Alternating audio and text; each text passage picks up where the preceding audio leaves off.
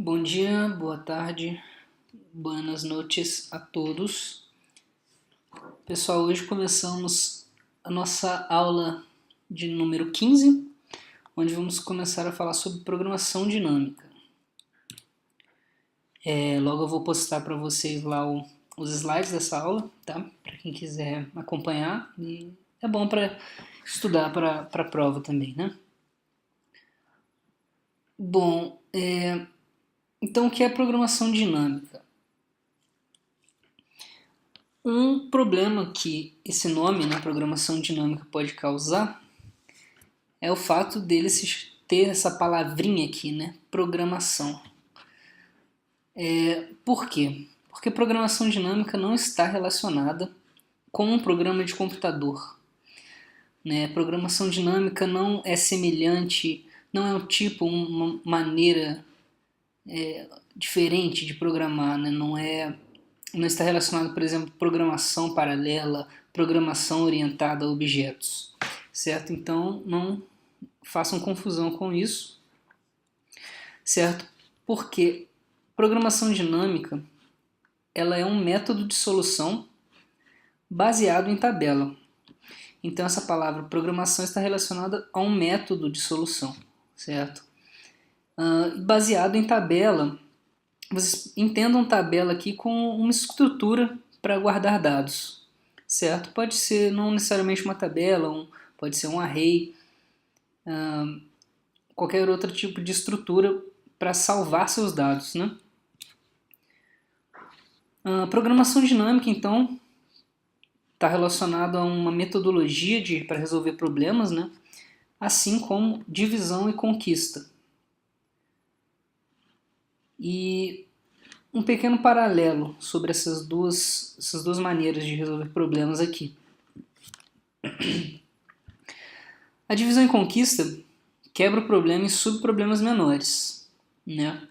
Como a gente já conversou em sala de aula sobre essa metodologia aqui, você divide um problema que você tem, um problema de tamanho grande, em diversos outros subproblemas, e depois você vai, com a resolução desses problemas menores, que vão levar menos tempo para serem solucionados, você consegue juntar e conseguir a solução do problema maior, né, do problema original que você está tentando solucionar. Na programação dinâmica, a gente tem a resolução de todos os subproblemas menores, mas a gente vai reusar somente soluções ótimas. Tá? Então tem essa pequena diferença aqui, que a gente sempre vai buscar soluções ótimas dos subproblemas.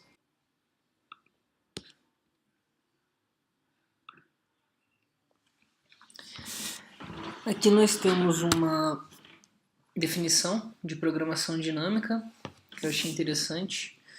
Então ele diz que a programação dinâmica, né, nada mais é do que um nome mais elaborado, né, para recursão usando uma tabela. Ao invés de resolver subproblemas recursivamente, vamos resolvê-los em sequência e guardar as soluções de cada um desses subproblemas numa tabela, numa estrutura. O macete aqui, né, o pulo do gato, é resolver elas na ordem certa, e sempre que uma solução de um subproblema é requisitada, né, sempre quando eu preciso de uma solução de um subproblema, essa solução já está guardada, já está salva lá na tabela. Né? Eu não preciso resolver o subproblema novamente, porque eu já resolvi ele uma vez. Então eu só busco na minha tabela a solução dele. E a programação dinâmica ela é muito usada em problemas, muito útil em problemas onde a divisão e conquista cria subproblemas de forma exponencial, certo? Quando fica muito grande a computação com divisão e conquista, a gente corre para a programação dinâmica. Então, nesse caso, faz sentido né, realizar a computação de cada subproblema uma vez e colocar ela na tabela para usar depois, né, ao invés de ficar recomputando recursivamente toda vez que eu preciso da resposta de um subproblema. Tá, pessoal? Então a ideia é dividir em subproblemas, guardar a solução dos subproblemas numa tabela para eu reusar depois e não precisar recomputar esses subproblemas, certo?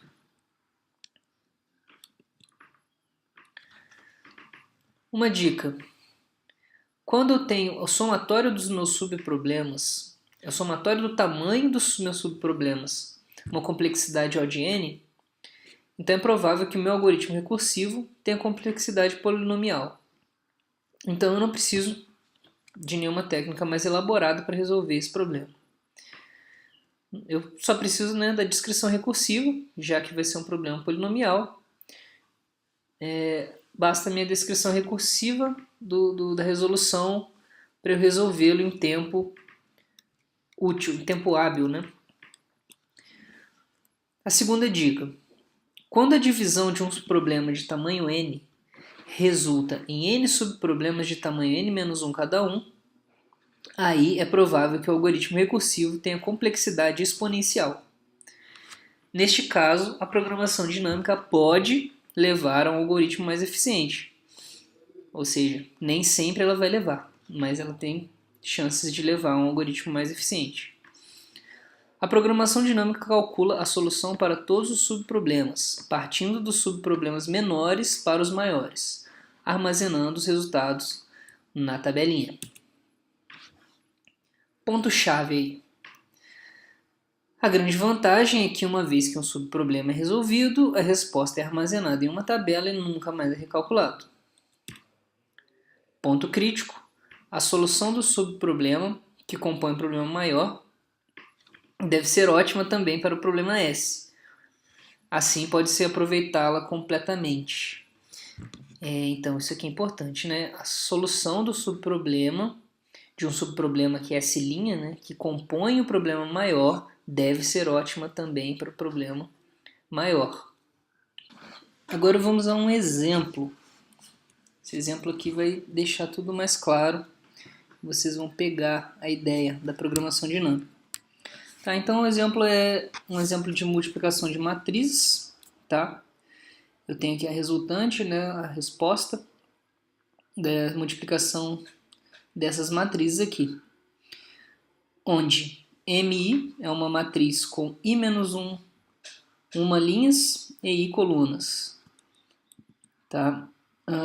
Essa definição aqui é só para dizer que o número de colunas da matriz I é igual ao número de linhas da matriz I mais 1. Né? Tem essa propriedade, a multiplicação de matrizes tem essa propriedade, né? Onde o número de colunas de uma matriz I é igual ao número de linhas da matriz I mais 1.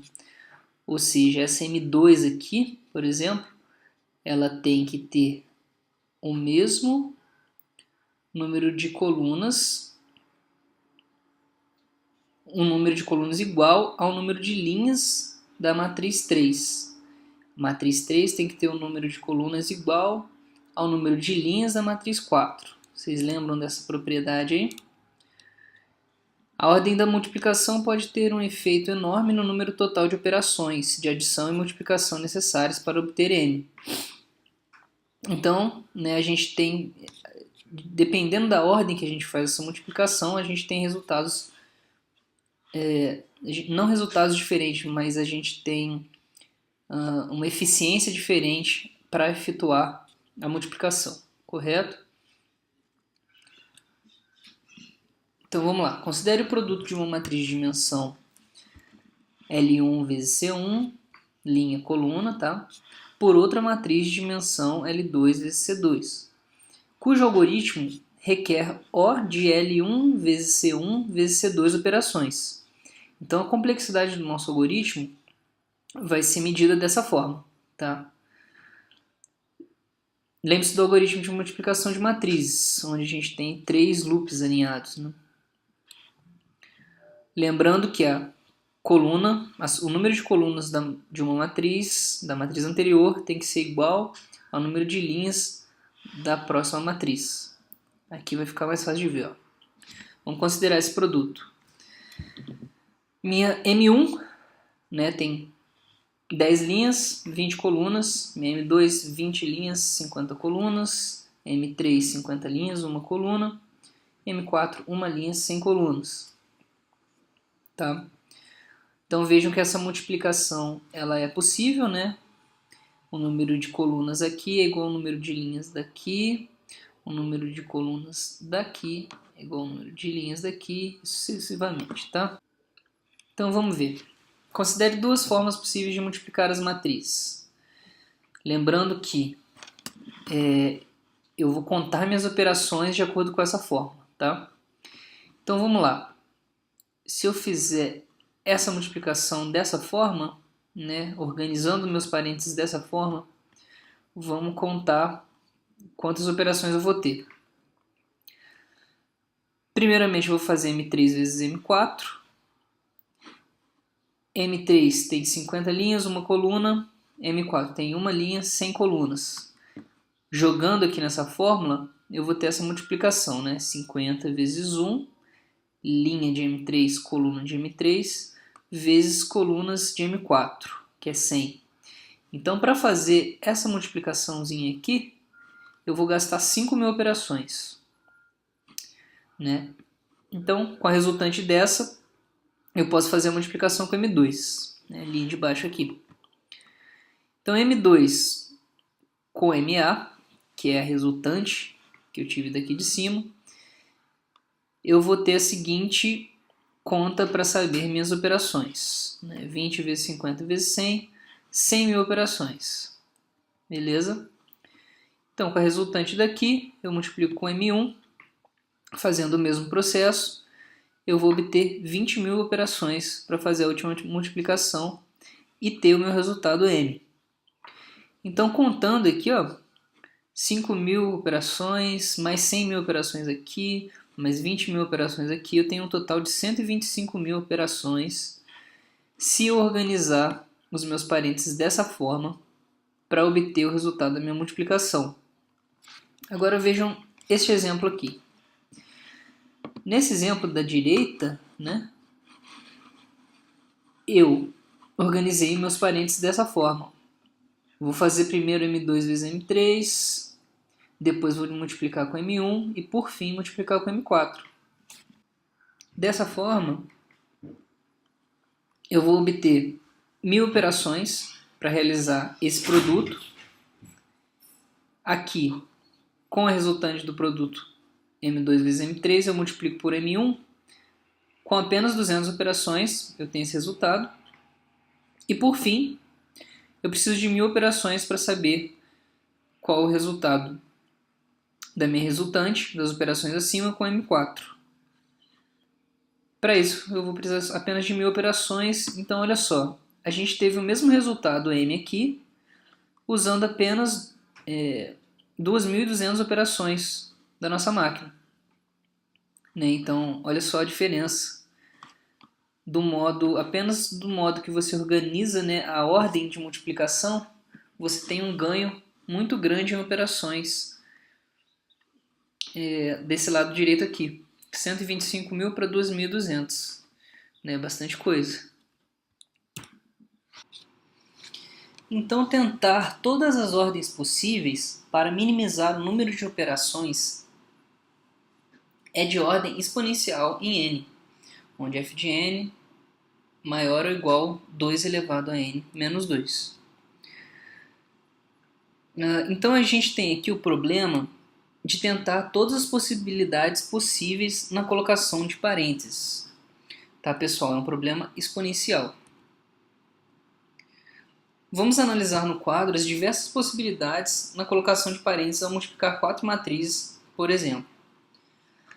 Como não temos quadro aqui, eu peço que vocês pausem aí o vídeo para pensarem aí quais as possibilidades de parênteses né, que eu tenho para colocar nessa multiplicação. Olha, eu não sei apagar agora essa canetinha que eu fiz aqui. Mas enfim, pensem aí, pessoal. Usando programação dinâmica, é possível obter um algoritmo de ordem n ao cubo. Tá? Vamos ver um exemplo de como usar programação dinâmica, então, para a gente definir a melhor ordem de multiplicação de uma matriz, né? de um conjunto de matrizes. Vamos usar o exemplo, continuar com o exemplo anterior, dessas 4 matrizes, e vamos usar programação dinâmica para verificar qual é a melhor ordem de multiplicação que eu posso obter aqui. Tá? Como eu posso fazer essa multiplicação com o mínimo possível de operações?